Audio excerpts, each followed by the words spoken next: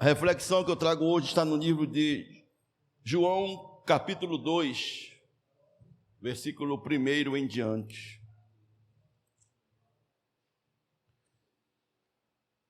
João 2, 1. Vai ser até o versículo 11. Vou ler um pouquinho rápido. Amém? João 2, versículo 1. Assim diz a palavra do Senhor. E ao terceiro dia fizeram-se uma bodas em Canaã da Galileia, e estava ali a mãe de Jesus. Foi também convidado Jesus e os seus discípulos para as bodas. E faltando vinho, a mãe de Jesus disse-lhe: Não tem vinho. Disse-lhe Jesus: Mulher, o que eu tenho contigo? Ainda não é chegada a minha hora. Sua mãe disse aos que serviam: Fazei tudo quanto ele vos disser. E estavam ali postas 6 grandes talhas de pedra para as purificações dos judeus. Em cada uma cabiam 2 ou 3 almudes. Disse-lhe Jesus: Enchei de água essas talhas, e as encheram até em cima. E disse-lhes: Tirai agora e levai ao mestre-sala. E levaram. E logo que o mestre-sala provou a água feito vinho, não sabendo de onde viera, se bem que o sabiam os serventes que tinham tirado a água, chamou o mestre-sala ao esposo e disse-lhe: Todo homem põe primeiro o vinho bom, e quando já tem bebido bem, então o inferior, mas tu guardastes até agora o bom vinho.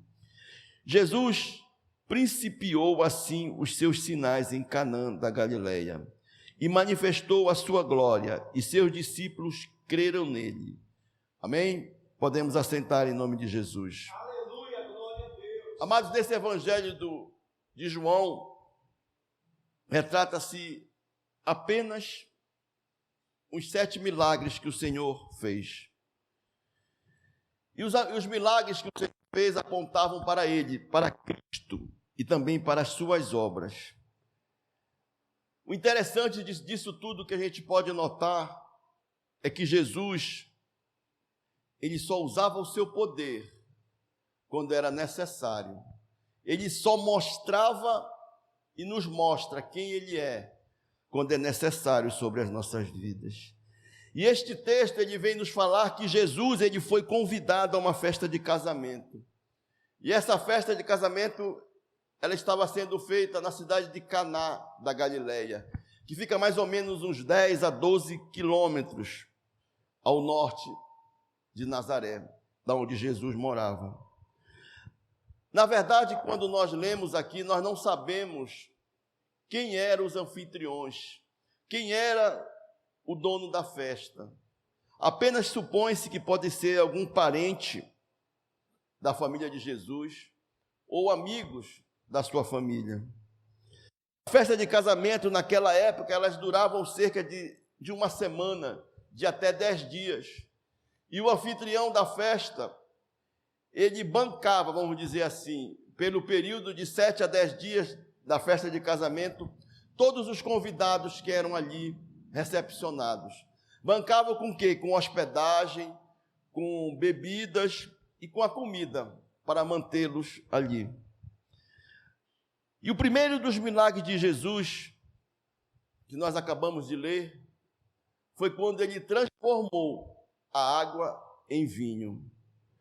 Só voltando aqui um pouquinho, quando no primeiro versículo diz: e ao terceiro dia, isso aqui está dizendo para nós que faziam 3 dias que o Senhor tinha saído da tentação do deserto com o inimigo.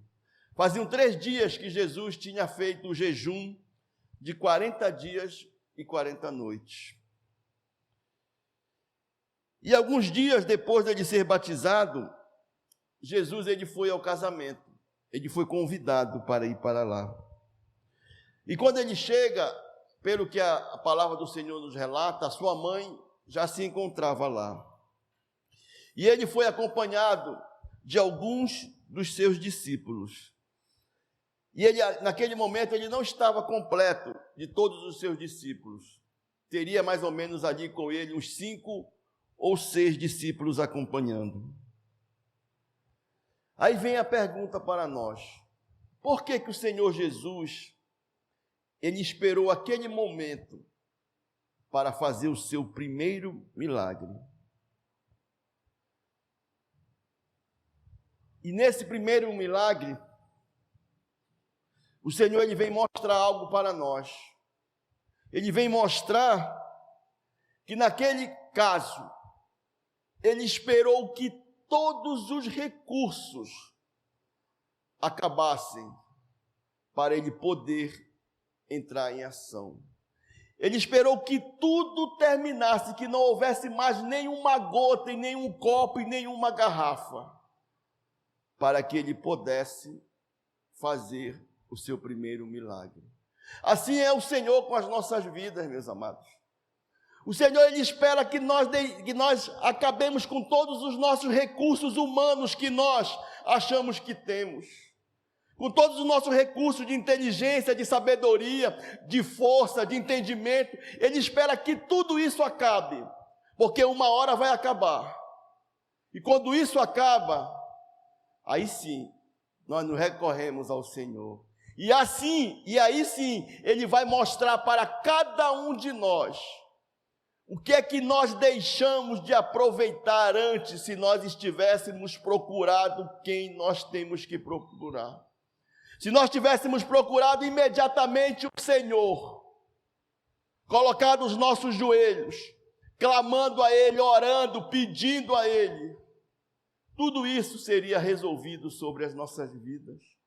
Às vezes as dificuldades, os problemas vêm sobre as nossas vidas, mas o Senhor Jesus, o nosso Deus, Ele não tem culpa de nada.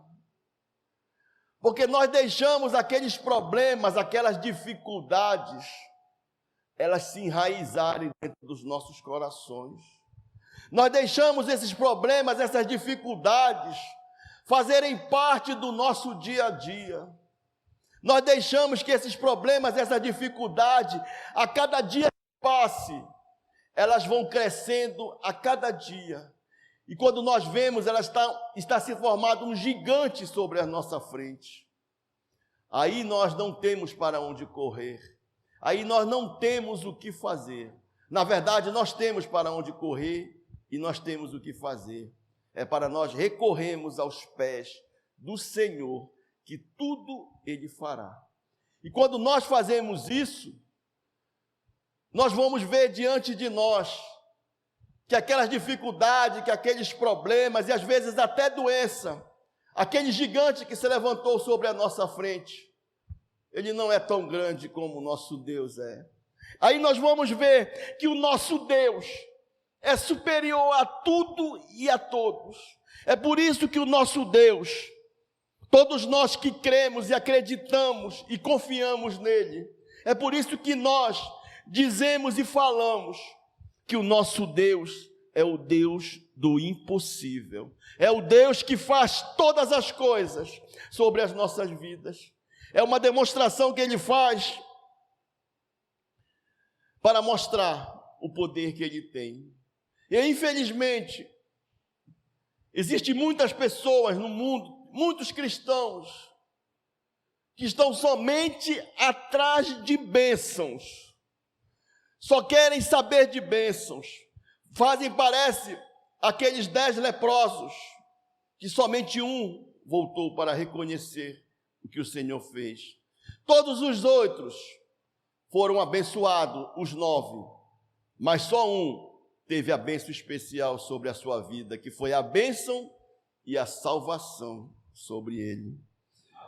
Muitos só procuram bênçãos, esquecem do abençoador na sua vida.